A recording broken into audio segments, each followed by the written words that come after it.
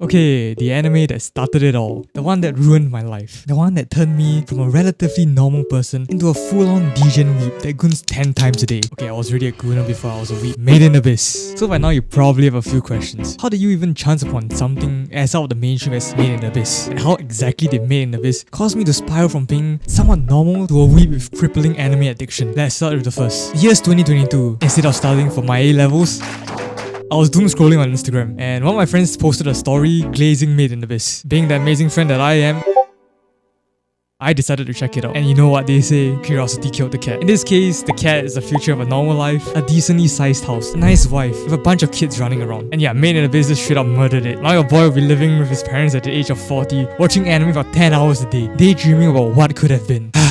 Okay, now let's move on to the latter. How exactly did Made in Abyss result in my crippling anime addiction? Before I start this proper, I just want to leave a quick spoiler warning here. I'll try to keep this as spoiler free as possible, but yeah, some are inevitable. Okay, starting off, we have the world building. Before watching Made in Abyss, your boy was an epic gamer, okay?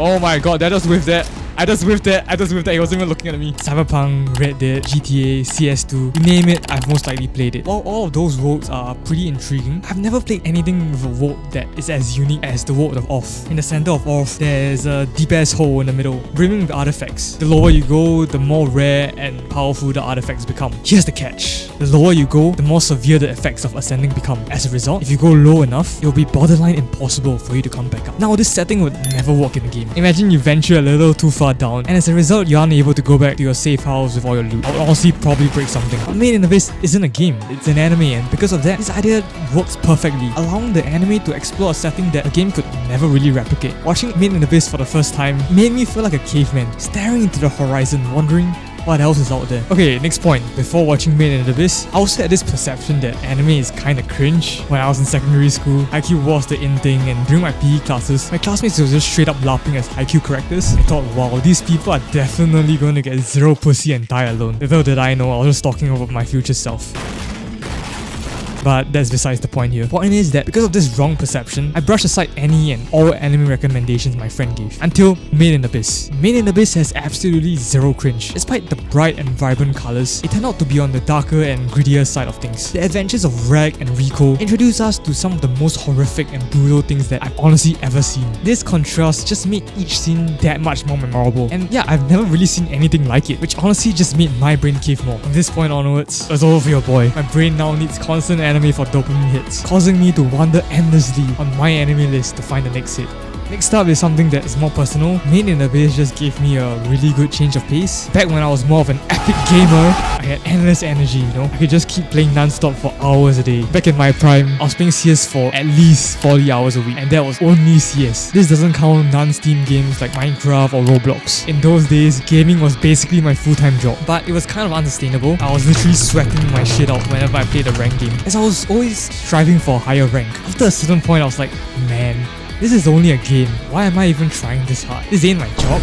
And years of doing this just made me kind of fatigued. These days, I can only play CS for like 1 hour a day before getting tired and ultimately stopping. To put it simply, it feels like my flame for playing competitive games just died. For single player games, I kinda still play, but I mean, sometimes I do find the grind a bit boring, especially for some RPG games where you literally have to level up to play the story. So what did I do with all this extra time? Well, I logged in. I studied, got all A's, went out with my friends more often, and eventually found myself a girlfriend. Well, that's what I would say if I was a fucking loser. Like the epic gamer that I am, I used all that time to watch anime, baby! This is where Made in Abyss comes in. As I said, it provided me a very nice change of pace. I was no longer the one in control. I was simply a spectator, watching the stories of the various characters unfold. The world building, character development, and the overarching story of Made in Abyss is just really engaging, and before I knew it, I got pulled in by the story. It really made me feel like I was actually there, in their world, adventuring together with Rico, Rag, and Nanachi. I've been waiting for my Big Mac meal for like 10 minutes.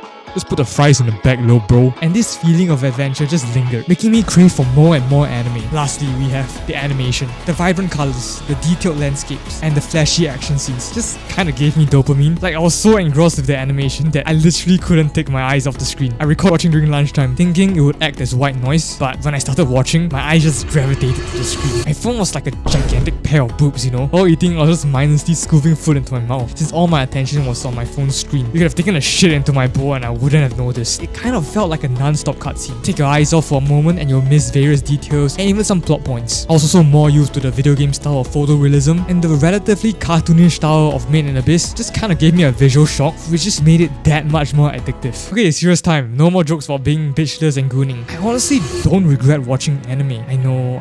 Throughout the intro, I was bitching about how anime made me into a bitchless incel or whatever. To be honest, I was really a bitchless incel way before I started anime. Anime has honestly provided me with so much entertainment and transported me to so many different worlds. Starting from the grim but colourful world of Made in Abyss, I ventured into the high-tech world of SEO, and from there, I stumbled upon the six-phase world of Mushoku Tensei. Each anime I've watched sort of just gave me a new life experience, you know?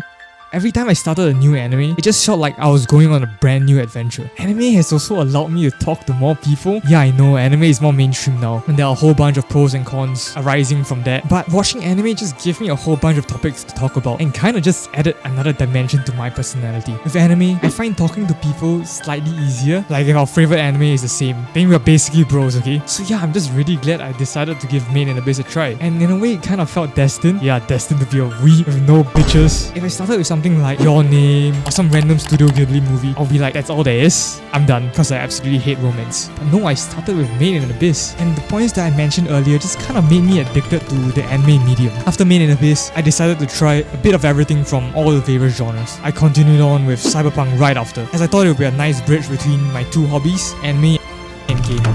I also tried stuff like My Dress Up Darling, which was honestly quite mid. After bouncing between various genres, I found SEO and Mushoku Tensei, which honestly kickstarted my love for the isekai genre. But Ruudey, SEO isn't an isekai. Okay, that's all I have for you guys today. This is kind of like a filler video, since I'm literally not done with any other anime besides Fragrant Flower, which is why I couldn't do a peek on mid. I also kind of want to do a video that explores the rise in popularity of isekai, or why isekai is my favorite genre personally, but I think I might save that for a future date. If you've watched this far, don't forget to leave a like and sub, and I'll see you guys in the next one.